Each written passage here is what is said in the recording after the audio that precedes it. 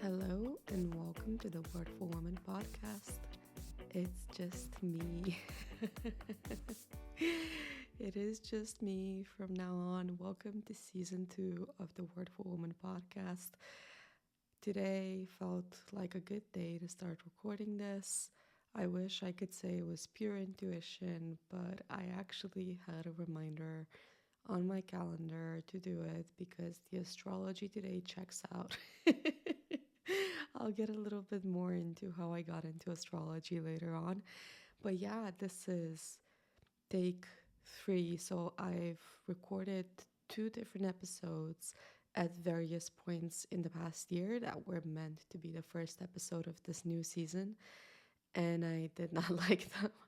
So those ones are not seeing the light of day. But in the meantime, I got more clarity on what exactly I want to do with this new season, what I want to do with the Word for Woman brand itself, and overall where my work is going, which will be in some ways similar to what I've done before, and in other ways it will be quite different. So I want to kick things off by asking you a question. So we have all these terms in the self-development world, right?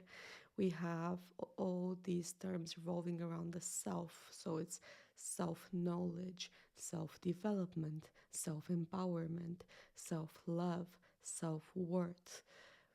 But when you really sit down with them, to really understand what any of these mean, you have to understand what the self is. What is the self? Who are you?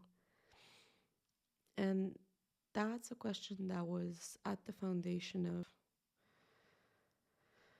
I guess, a lot of a little like thumbs up thing just popped on my screen and I have no idea. Oh, because I did this. Oh my God. I'm recording this in Quicktime and apparently it wants to be all swanky. So if I go like this, it's going to do it again. Oh my God. Oh my God, okay, I'm gonna try not to gesture too much. It did like a little party on the background, completely interrupting my deep thoughts around the self.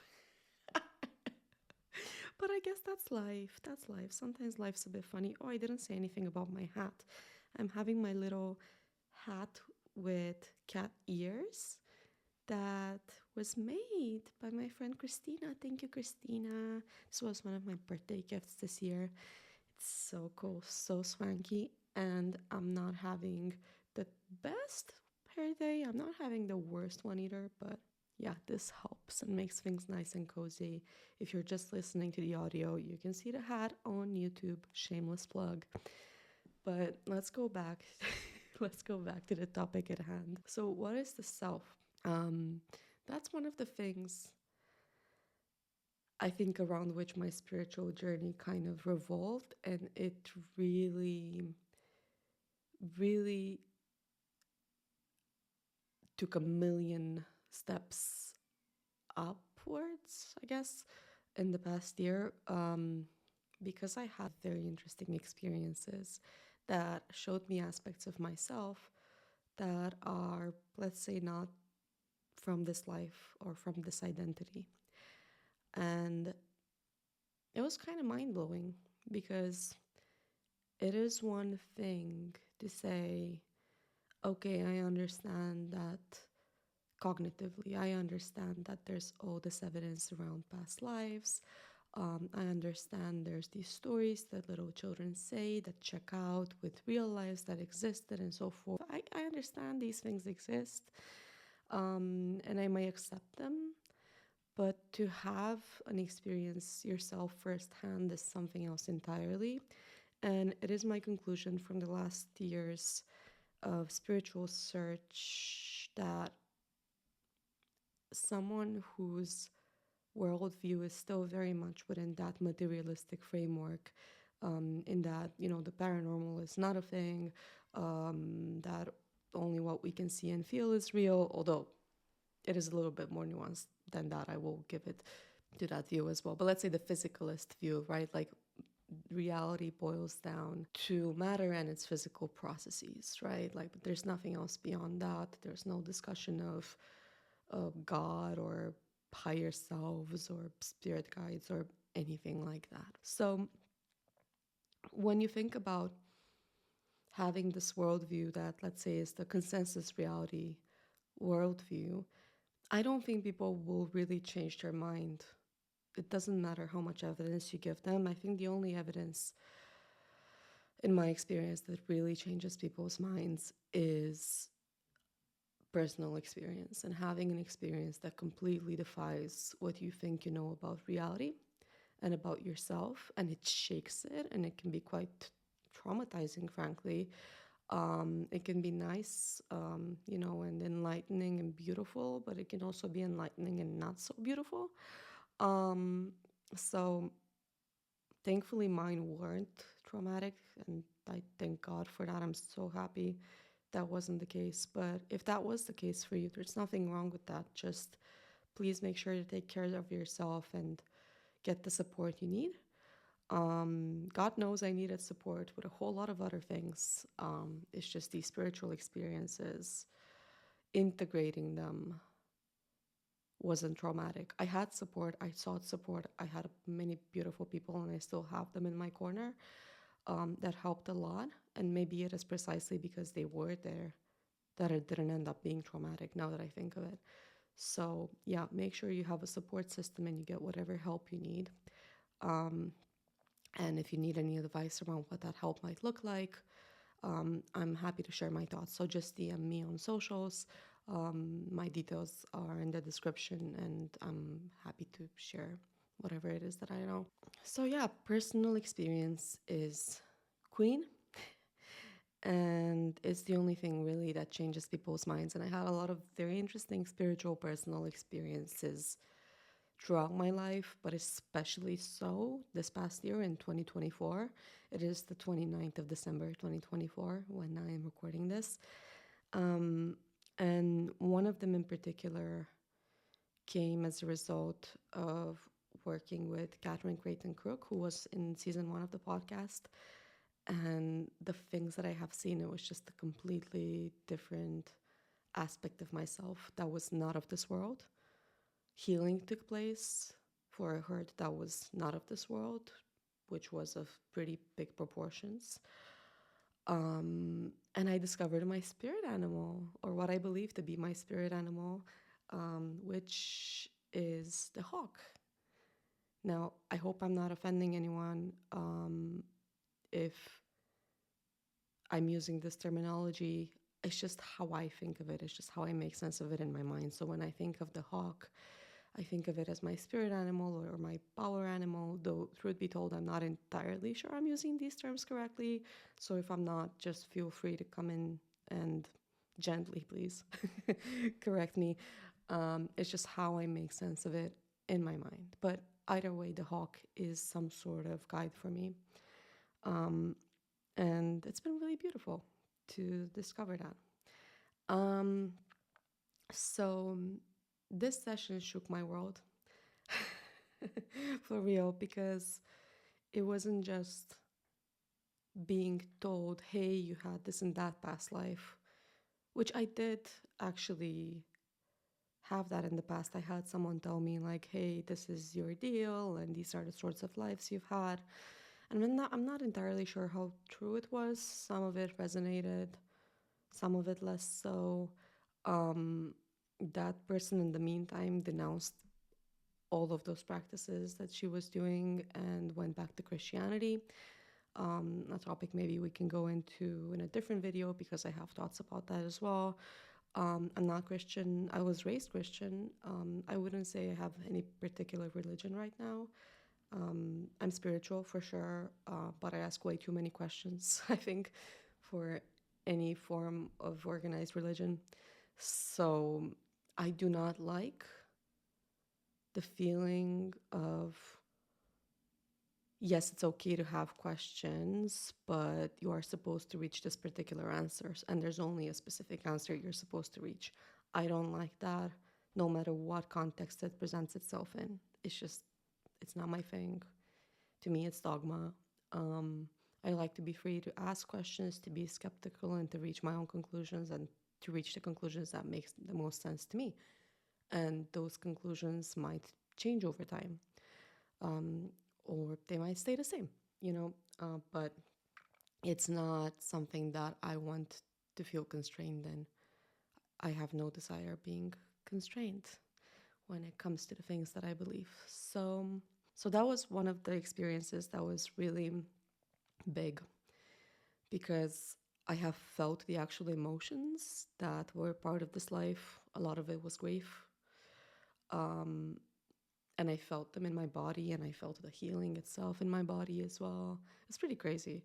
Um, and when I debriefed with Catherine afterwards, it was quite funny because I had created this image of how things looked like in my vision. And there was a hawk statue in there. And I knew it was on the wrong side, but it's just kind of how it came out. So I was like, okay, like I'll just leave it like that. And I showed it to her, and she said proactively it was on the other side, the statue. And I don't know, it's just insane. I mean, I absolutely, she's my friend. She's like amazing at what she does. I totally believed her that she saw and felt the things that I was seeing and feeling, because that's her deal. But just like that moment, like the empiricist in me, when she was like, oh, it's on the other side, I was like, oh my God, it just hit different, it simply hit different. So yeah, my skeptic was very satisfied as well. Yeah, I think the other really interesting thing that happened this year, and this wasn't so much an experience as it was finding some interesting parallels between a dream I've had and something someone else said on social media completely out of the blue. It just freaked me out. Like, it was another one of those things. I mean, it freaked me out in the best way, but it was just one of those things that showed me, wow, okay, there's way more to this reality than we can even begin to comprehend, right? And what it was specifically, some years ago, I had this dream. It was very short. It was more like a snippet that I remember of it, but I was in like this 2D world. It was kind of like a platformer kind of world. Like if you think of the Mario games, that's kind of the vibe. And I'll just take a quick sip of my tea. It's chamomile. It's one of my favorites.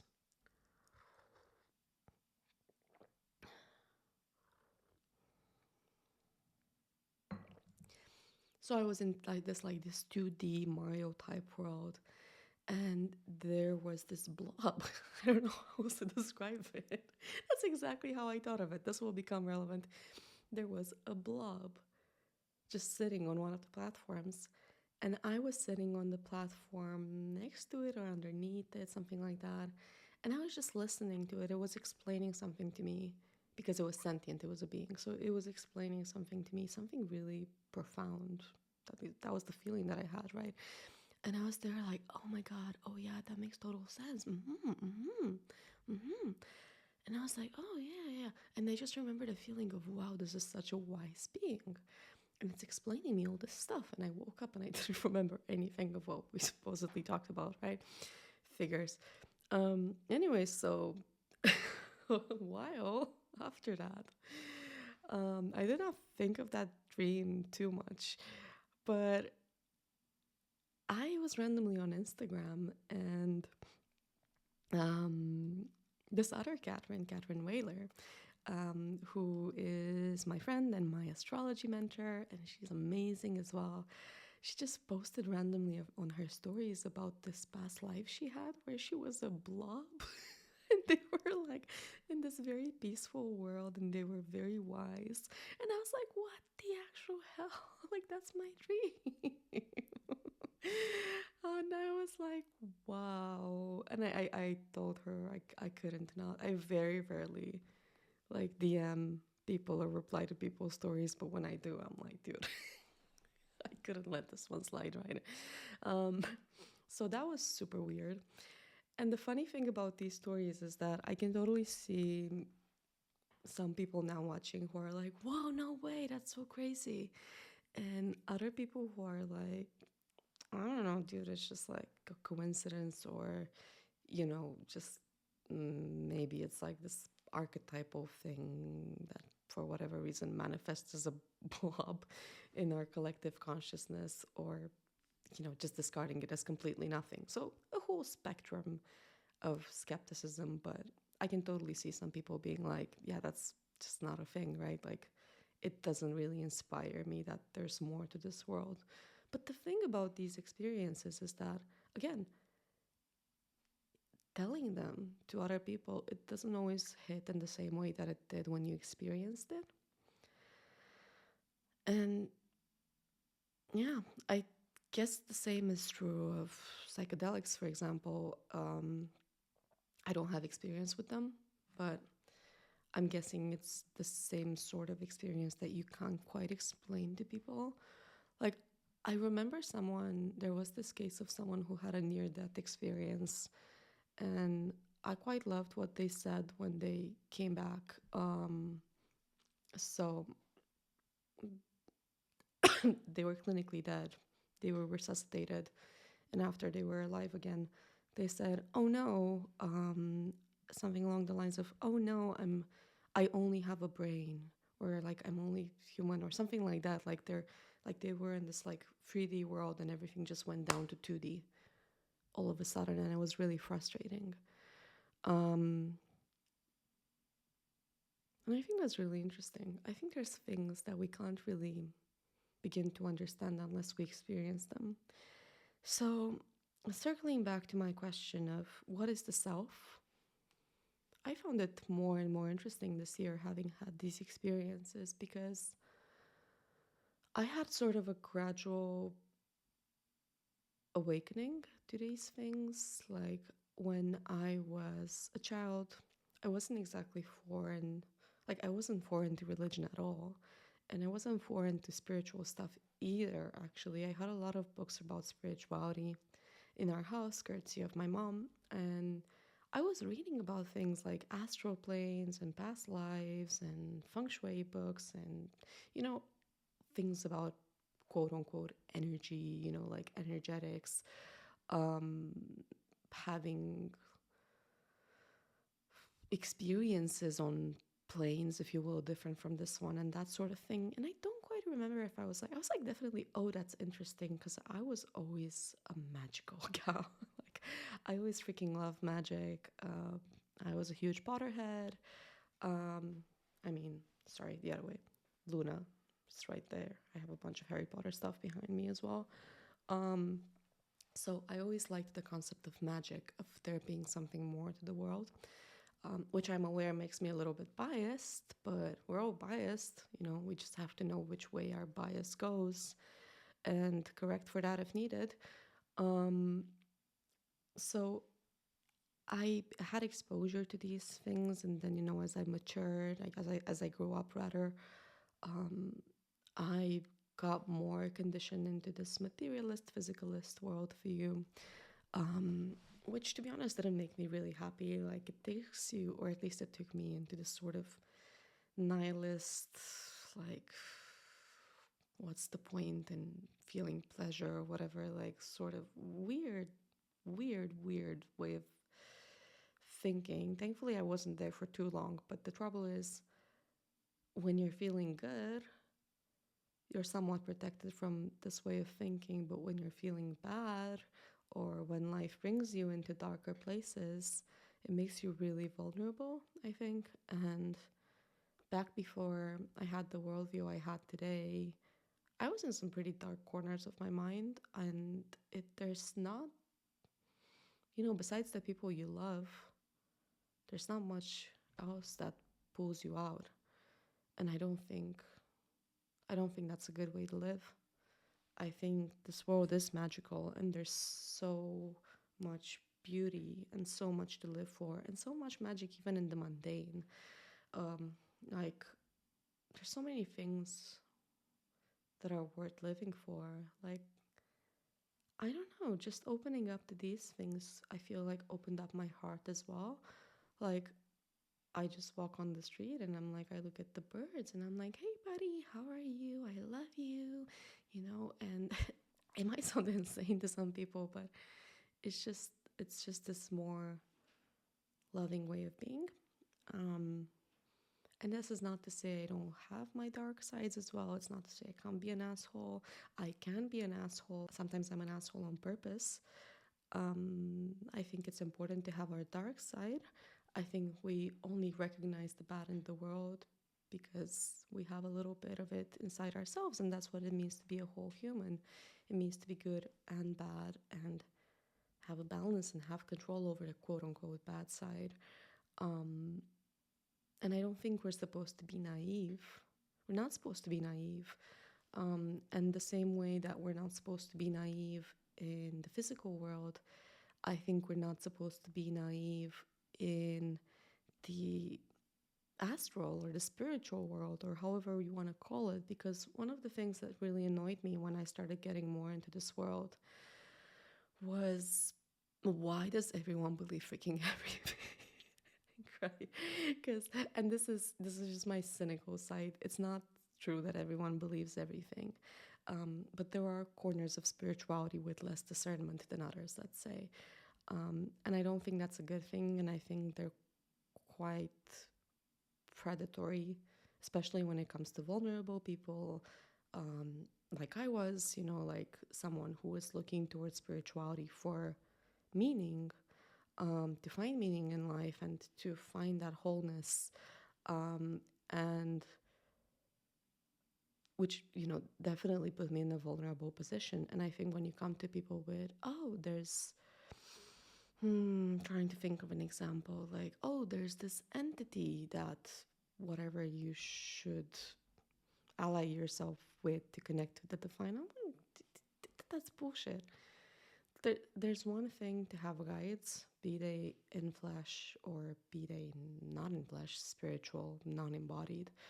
Um, it's like with people, some of them have your best interest at heart and some of them don't.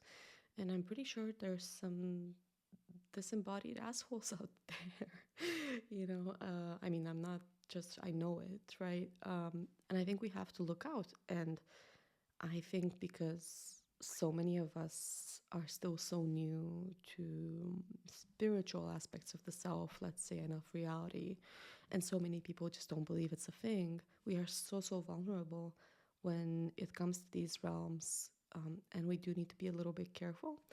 I think we are the equivalent, depending on our spiritual progression, I guess, we're the equivalent of, hey, are you a baby in there? Are you a toddler? Are you a teenager? Are you an adult? Are you mature? Do you know what's what? Like, are you street smart? Are you savvy? Do you know how to recognize danger? Do you know who to avoid? Do you know who to be friends with? Do you know how to be political about something? Do you know? Do you know? Because I'm still learning. And just as I wouldn't send a toddler out on their own on the streets, like, I wouldn't just send people into spiritual explorations with no sorts of guardrails or boundaries or knowledge or protection or anything like that. So I think whenever we embark on these spiritual explorations, however they might look like, and they're going to look different for everyone, you have to use your discernment. You really have to use your discernment. And part of discernment is knowing when you don't have discernment, you don't have enough information, you don't have enough savvy yet to be discerning. And then you get guides, you get people you trust to guide you through whatever you need to be guided through, right? Be that having a past life regression, or be it just working through your trauma, right? Because I think that's a spiritual exploration as well, delving into the self, delving and healing your traumas, seeking to have healthier relationships with yourself, with others. I think that's very much a spiritual endeavor as well. So yeah, the self. The self is big, the self is expansive, the self is weird, which makes it even more interesting when you think about self-empowerment. self-love and self-worth. What is this thing that I say that I love? What does it mean to love yourself? I'm still discovering the answer to that myself in many ways. But yeah, I think it's a very interesting question to ask. And I just want to leave you with the definition of self-worth that I found a while ago on a website. Let me just quickly Google that because I loved that it had a spiritual dimension. And that's interesting because to me, personally, spirituality is what opened the gates towards really feeling worthy and really feeling like I love myself. And I don't think that's a coincidence, and I think that's the case for many people. I'm still searching. Okay, it's in my Notion somewhere. Let me just quickly find it. Where are you, my love? Worth. I had the quote somewhere. Okay, so it's from the Encyclopedia of World Problems and Human Potential, and it goes like this: human beings are born with a tremendous potential, but without recognition of self-worth, this potential can never be realized to the full, either individually or in terms of their place in the wider world. A person who really understands his or her own inherent worth and that of others will come to know that worth is not something that is given by the world, but comes from a source that transcends all that is physical. It comes from a source that transcends all that is physical. If that is not post-materialist, I don't know what it is. I don't know what it is. See, we're getting into spiritual territory. So, worth is not something that is given by the world, but comes from a source that transcends all that is physical. The ways in which society works today often seem to conspire against the individual really knowing himself or herself as one who is naturally endowed with worth. So see self, knowing yourself, and knowing yourself as worthy, and all of these forces that seem to conspire against it. So I'll read that again. The ways in which society works today often seem to conspire against the individual really knowing himself or herself as one who is naturally endowed with worth, and suggest that it has to be earned. Or, for example, that society gives or accords this worth only to those who are wealthy or occupy a position of authority. In reality, every individual has the right to know that worth is inherent in what it means to be a human being, and all individuals have the responsibility of seeing that this right is affirmed and given expression, and of living a dignified way of life that reflects and supports self-worth, but is not the basis of it. So self-worth is a given. I find that really important, and this is one of those things that comes through direct experience. So to me, becoming interested in spirituality took me closer and closer and closer to knowing myself. And in knowing myself, I got to know myself as a part of a whole. And now I understand, or at least to me now it makes sense, that idea of a child of God.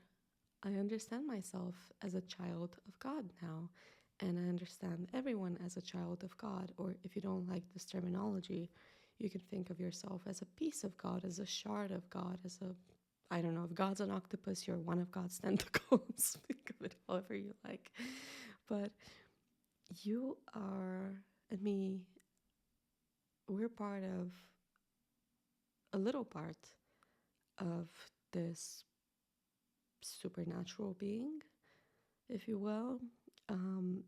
And we are infinitely complex. And even though we're just a part of this being, us ourselves are super multidimensional. And that's just based on the experiences I've had, which are super limited. I mean, there are people in this world who had way more expansive experiences. And I think even they are probably at just like 0.0001% understanding of what the self actually is. So there's a lot to discover. And part of why, just a part of why I find the concept of self-worth so interesting ties back to what I said about discernment and why discernment is so incredibly important in life, in day-to-day life, but also in the spiritual aspects of our life, which also become day-to-day the more you delve into it. Because we need to be discerning, we need to see who has our interest at heart, who doesn't. We need to see what goals are worthy of achieving, which ones are for us, which ones aren't. We need to see what is good, because I think there is an objective good and bad, so we need to see what is good to do, and we need to see what is quote unquote sinful, meaning where we're missing the mark, right? Where we are not quite ourselves, the true self, not the conditioned self, not what the world tells us to be, certainly not what we think we have to be in order to be worthy, right? Because if we don't put our self-worth, the other way, okay, there you go. Because if we don't put our self-worth in this world, which we're heavily conditioned to do, you're worthy because you're smart, you're worthy because you have money, you're worthy because you're strong, you're worthy because you're beautiful, blah, blah, blah.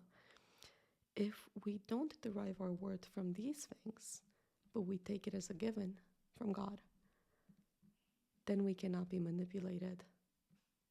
Because no one can come and tell us, oh, do this thing. Or because if you don't do it, you're going to be unlovable. No one's going to love you. You're not worthy. Everyone's going to hate you. Oh, you need to believe this thing, because if you don't believe this, all the good people believe this thing. You should believe it too if you want to be good. Are you not good? Are you not worthy? And if our worth and love for ourselves is a given, and I believe it starts to be a given the more we embrace our spiritual aspects,